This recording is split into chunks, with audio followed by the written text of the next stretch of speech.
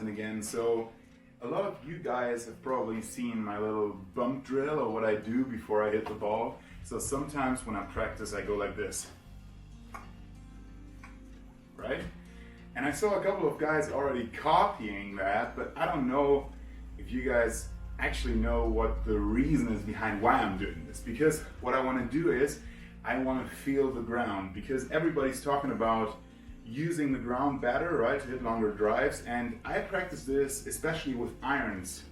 Obviously I also do it with drivers, but a lot of the fundamentals of the technique is in your iron swing. So especially during these times when you hit balls in your backyard, it's probably not too bad to use an iron instead of, the big stick, right? It's too dangerous sometimes.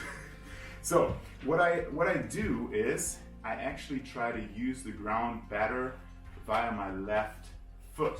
So what I do is I do a drill and I do an extended version of the drill.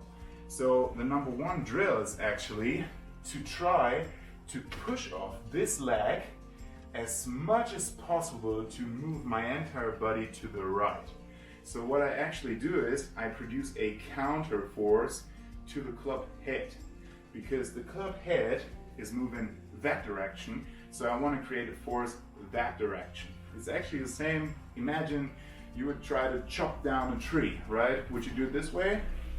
No, you wouldn't. So you would probably go boom, boom, so your entire body moves backwards and the axe is hitting the tree, right? So we want to do exactly the same, and we want to do it over the left foot.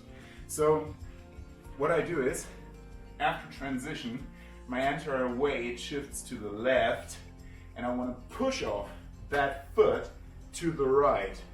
Boom. So what's happening is, this foot produces a force going that way, and while actually rotating, this accelerates the club even more. So we use the ground better.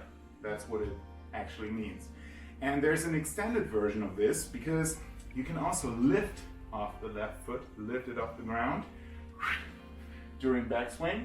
So you're basically elevating yourself even more, then squat down, plant that heel, and do exactly the same. Push off the ground to the right.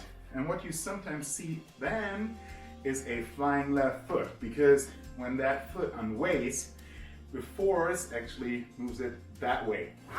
So it's flying. So it's actually a byproduct of using the ground better. So, I mean, I see lots of people out there that try to produce that flying left foot, but it's actually a byproduct. So don't try to produce that flying left foot, just let it happen by using the ground better. And use irons as well. It works, and it also translates to your driver swing. So this is how I do the extended version.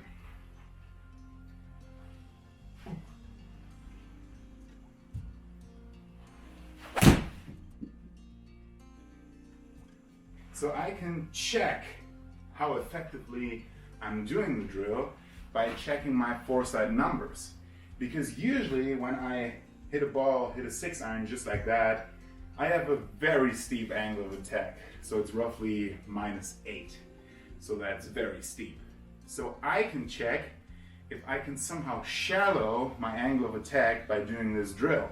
So when I do it effectively and move to the right, it shallows the angle of attack versus doing this. Steep, move to the right, not steep. It's very important to check those numbers so you can control it. So you can actually control if you're doing it right.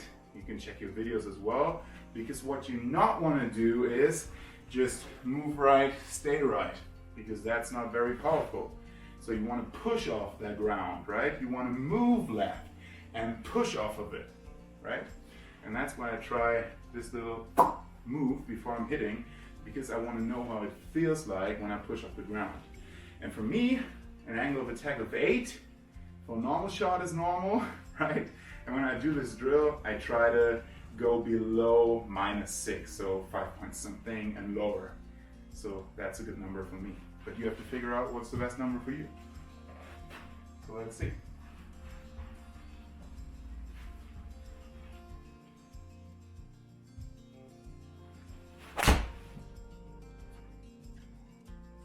that was a 5.6 negative. That's a good number. It was not a very good strike. It was a little thin, but when you do this up and down move, it takes a lot of reps to actually time it right. But once you've done your reps, it's very, very powerful.